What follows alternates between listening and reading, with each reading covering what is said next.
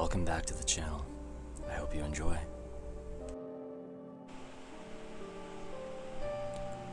The moon is in the wrong place. I know it can appear in a ton of different parts of the sky, and a whole lot of different factors determine where it shows up. But I have never in my life seen the moon acting like this. For starters, tonight is a new moon. We are both painfully aware of this, as it was kind of the point. Sage and I do a ton of night hikes together, and we make a point to go every new moon. We love turning the flashlights off and enjoying the pitch blackness in the Milky Way above. But we don't get that this time, because just as we began our hike down the other side of the saddle, conveniently the side that doesn't have signal, the full moon began to rise over the silhouetted spires in the distance, its light reflecting bright off the inch of snow on the desert floor. And it freaked us out. Now it's easy to freak me out. Today alone, I think I've monologued to at least 5 separate bushes about how we come in peace and all that. I don't know if I'd ever seen Sage as scared as when the moonlight first touched their face. It's very clear now that this is a fully rational fear, a far cry from my usual jitteriness. We tried to convince ourselves we're just stupid at first. Life has been so hectic. We must have just botched our timing. No internet certainly helps with that theory, but remembering all 4 weeks since the last new moon in vivid detail certainly does not. Regardless, it seemed fairly benign until it became clear it was moving all wrong. As we tried our best to ignore this phenomenon and make our way towards the mesa, we slowly became aware that the moon was circling the canyon. Worse, it seemed to be circling us, moving perfectly along the contour of all the different peaks and spires as though deliberately keeping us in line of sight. Round and round it went as we began to strongly consider calling it a night. I wanted to forge onward, and was admittedly being a bit awful to Sage, but I knew I was in the wrong the first time we saw the moon blink. We thought we were going crazy, but then it kept happening, and now as we begin to jog, run, then sprint back up the saddle, it is clear that is in fact periodically blinking, the way in which a human eye does. And it's growing, or moving closer. I don't know which is worse.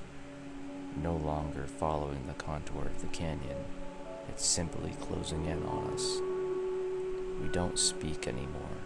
We hardly have since it became genuine terror rather than nervousness. We're almost to the saddle, almost to where we can make some Google searches and learn that all of this is normal. Never mind, the saddle no longer has signal, and the snow is rising like the tide. The end.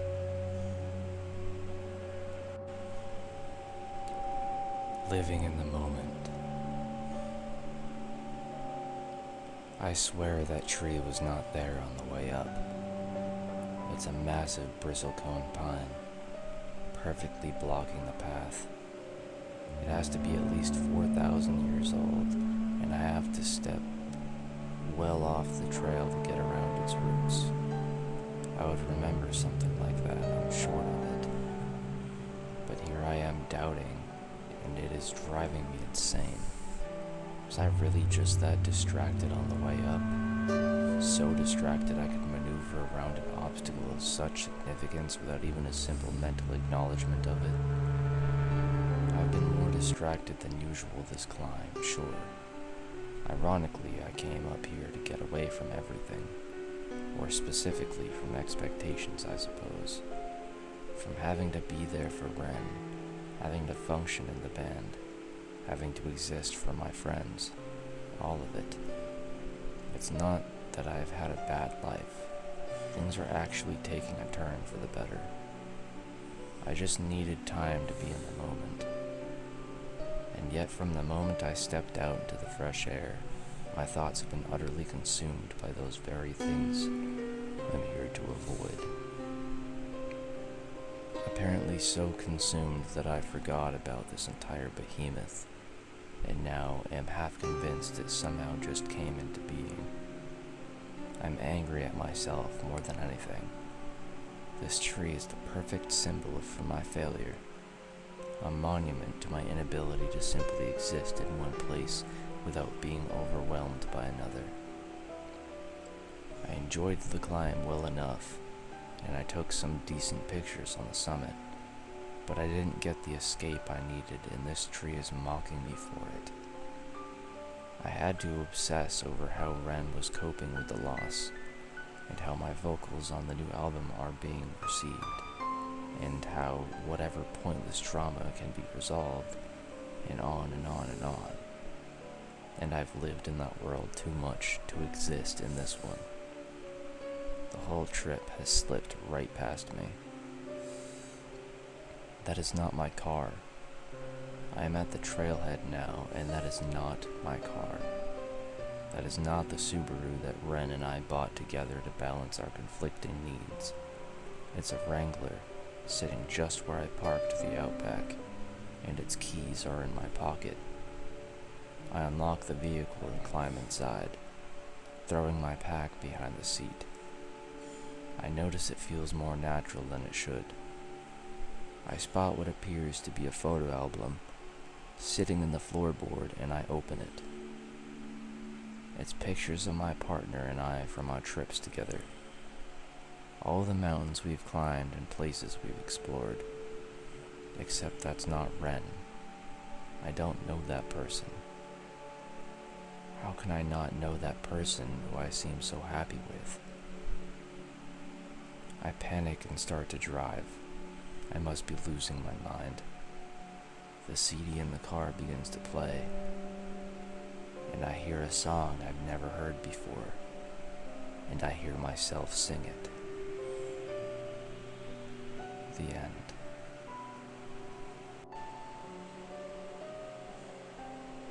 The man in the back seat.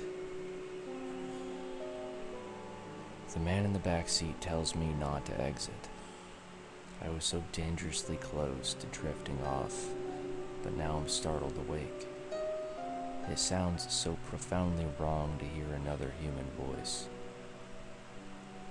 It isn't his command that makes me stay on US 95. I just momentarily freeze, and before I know it, the turn off for US 6 is an abstract shape in the rearview mirror.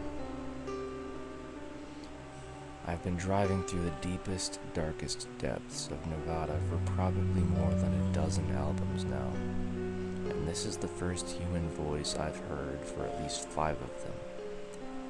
I'm still desperately trying to figure out where the singing has gone. Last I checked, Rush did not release 5 consecutive instrumental records. And I suppose not having anything to sing along with is not helping me stay energized.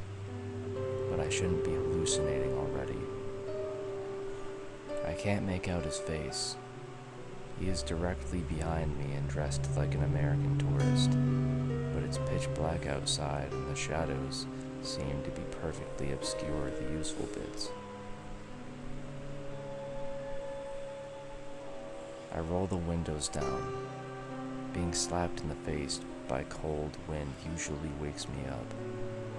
I want to wake up a bit before I start working on getting back to the turn.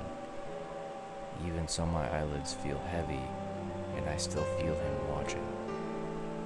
I shake my head rapidly. I rub my eyes. I repeatedly slam my skull on the side of the truck.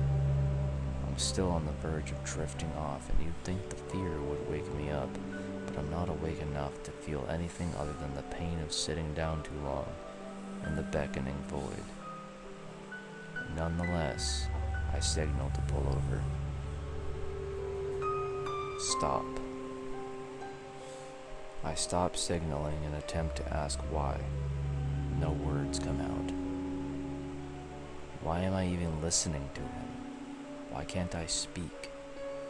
Why can he, after what I did to him? I need to wake up. I came this close to flying off the road, and the only thing that stopped me was my own auditory hallucinations. The only thing that woke me is the words of a corpse with no tongue.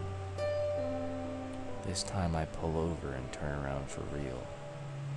He says nothing, and I'm now driving back toward the turn, looking for the sign with the number 6. I think I'm waking up a bit.